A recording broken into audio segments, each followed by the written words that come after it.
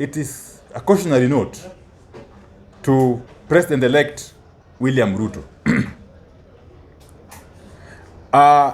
President-elect William RUTO gets sworn in as the next president of the Republic of Kenya tomorrow.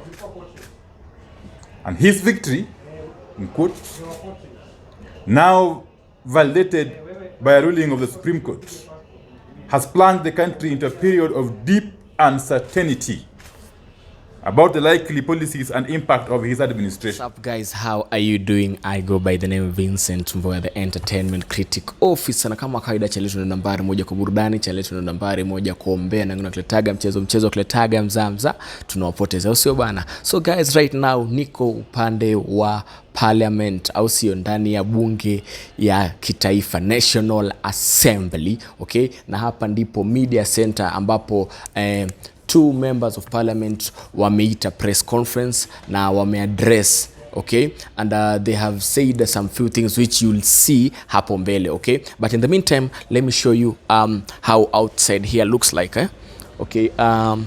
Hapa ukiwa huku upande wa parliament, let me show you kiasi tu dakika mbili. Now here is where the house is, okay? Njoo karibu kidogo tu, hapa ndipo where the house is.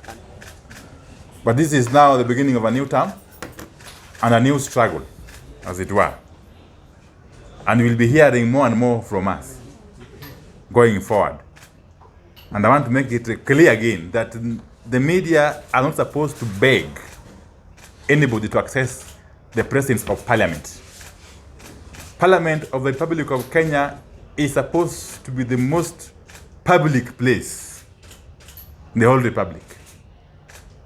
And therefore, I hope that the hitches of today are just but temporary, that they'll be resolved, that there's no ill motive. I just hope so. So therefore, I'm not apologizing on behalf of anybody. As you know, I don't speak for Parliament. Okay? Parliament has got its spokespersons. This is a statement that we are issuing for and on behalf of like-minded members of Parliament. And mark that. For and on behalf of like-minded members of Parliament, majority of whom are not here. This being a Monday, and you know, members go home over the weekends, so they only troop back on Tuesdays, from Tuesday onwards. But going forward, you'll be seeing more and more of us coming here physically. And therefore, this is communique number one. It's of course presupposes that there will be other communique in the coming days and weeks and months, and perhaps years. And it is a cautionary note to President-elect William RUTO. President-elect William RUTO gets sworn in as the next president of the Republic of Kenya tomorrow. And his victory, in quotes, now validated by a ruling of the Supreme Court, has plunged the country into a period of deep uncertainty about the likely policies and impact of his administration. It is our expectation that the incoming president will understand that there is a clear clash between the excitement of his supporters and the dread among those who never voted for him and who believe he did not win. In particular, there is dread about the air and spirit of revenge that has all swirled over RUTO campaign and is billowing from his inner sanctums. We say it is up to RUTO, as he prepares to take office. We wish to draw the attention of the president-elect to the following issues. 1. The president-elect made a promise to bring down the cost of living upon ascending to power. Kenyans are hurting. The cost of unga, cooking oil, cooking gas, bus fare, house rent, petroleum products, and among others, is strangling our people. We expect immediate reprieve so that Kenyans do not suffer day long upon his taking office. 2. all Kenyans pay taxes. We therefore expect that all Kenyans will have their fair share of development and government services, regardless of tribe, party affiliation, race, faith, or region of origin. RUTO must never contemplate taking the country back to the days when development was tied to support and praise for the incumbent president. The idea of taxation without services, which some members of the president-elect's team seem to be toying with, will meet serious resistance from the people of Kenya. Taxes and services must follow taxpayers. Again, the choice lies with the president-elect. 3, we expect, indeed, we shall demand timely and regular disbursement of funds to the counties. Kenyans have more faith in and attachment to their county governments than to the national government that the president-elect shall be leading from tomorrow. Allocation to counties must also go up, as RUTO himself promised during campaigns. In this regard, the wars of the devolved units against the UDA administration will be our wars with the administration. 4, there is a lot of uncertainty about our education system. Parents are anxious. During the campaigns, the president-elect promised to bring an end to CBC. He made this undertaking well aware that thousands of Kenyan children are already deep into this system. Many are already heading to junior high school, and that the outgoing government, which the president-elect was all along part and parcel of, has pumped billions of taxpayers' money into establishing the requisite infrastructure for CBC. Parents expect the president-elect to immediately and clearly pronounce himself on this matter upon assuming office tomorrow. Our young people need decent and well-paying jobs. All Kenyans need to access quality healthcare at affordable cost. There is no time to waste on this life and death matter. We look forward to a clear pronouncement on this on day 1. 6, we leave it to the president-elect to decide whether to do something against corruption or make it part of the business of his administration, as indeed we fear. But when services fail because public resources are being diverted to personal accounts, we will come after the president-elect and his administration with gusto.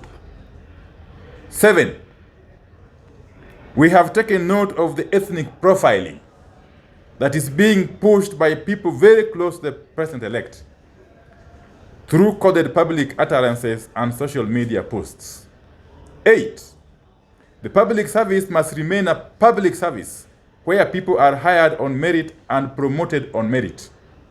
We have heard and seen very rogue and uncouth sentiments from the inner circles of the president-elect that invite Kenyans to prepare for a reign of witch hunt, patronage, and favoritism, targeting specific individuals and members of specific communities. We will resist such primitive misadventures. 9, if it is going to be the UDA policy to profile communities and regions, then we encourage the president-elect and his team to soldier on. We will join them in digging the hole that will, in the fullness of time, bury them politically. 10, as a country, we have traveled too far to walk backwards. Yet we have seen the spirited attempts by the president-elect to buy off leaders and whole political parties and conscript them into UDA. It is a familiar path that took Kenya into a one-party state, a situation that took long and painful years of struggle and sacrifice to reverse. Again, the choice is his, but Mr. RUTO must be made aware of 2 things: that he can buy individual leaders, but not the entire nation, and he can attempt to take Kenya back to a one-party state, but he will fail in the same way his mentors failed. Kenyans will not allow it. 11. It is upon William Ruto to ensure that this country that is presently split into nearly two halves can come together for the sake of the Republic and for the good of his presidency. So far, the sentiments being expressed by his closest associates inspire neither hope nor confidence. The choice again is his. And finally, 12. Going forward, and at any one given time, I, alongside like-minded MPs, including the Honorable Jairo Okello here, even if we eventually remain a minority of one member, we will stand on principle and play the role that the people of Kenya have given us as a parliament. And that is providing a robust check on the executive. We will play that role faithfully, diligently, and without fear or favor. Thank you very much. As I have said again, and you've seen the statement, the telltale signs are really worrying. We are beginning on a very wrong footing. As you can see, even the media are now being censored. Even having access to a public function which is financed by taxpayers' money, such as a swearing-in ceremony, is not being made possible to our local media. This should tell you that we could be having tough times ahead. But Kenyans must rest assured that we, the like-minded members of Parliament, who have sworn to defend and uphold the Constitution of the Republic of Kenya, will do whatever it takes to protect and defend fiercely the interests of the public. And in so doing, we shall fear no one, and we shall favor no one. As I said earlier on, we are in familiar territory, dealing with an administration which appears to be preparing to run its affairs in a rogue manner. We don't want to preempt. The jury is out there. But we shall be here. Yes, and you can count on us, Kenyans. Well, in addition to what my colleague has addressed, firstly, let me put it clear that it is quite unfortunate that the media has been locked out of Parliament and it had to call for intervention of ourselves, talking to various interested parties for you to be allowed into this compound. Media plays a pivotal role, shining lights in the dark corners of our nation, and we will not accept any alienation or intimidation of the press while carrying out their duties. Many Kenyans fell into the trap of juicy statements made during campaigns by UDA and by extension Kenya Kwanza, and therefore we expect nothing but a magic wand from Kenya Kwanza to make life not just affordable but cheap beginning tomorrow in the evening. Otherwise, Kenyans will not fall into the machinations of the executive by luring certain members who would have otherwise offered oversight roles and make them part of that administration. And where therefore Kenyans expect nothing but 2,000 price of fertilizer tomorrow, 70 shillings a 2 kilogram of maize flour, and many other good things that will come with that administration because Kenyans fell into that trap. Our education system cuts across families, cuts across households, and therefore it is a very fragile ministry that cannot be disturbed by the swing of an administration. And therefore, we are saying the CBC curriculum that has been birthed by the outgoing administration needs time to be appraised, needs time to be properly looked into, and we do not expect that this administration will wake up on Wednesday and scrap this curriculum. Our children expect nothing but continuation. Exams are slated for the end of this year, after which the year 2023 will begin the normalcy in our curriculum continuation. And therefore, we expect that this administration will offer tacit support to the CBC, and if any change will be effected, then it will be that which is a result of public participation. And I thank you. Thank you very much, guys. And all the best. No, only one question here. Okay, we know that going by the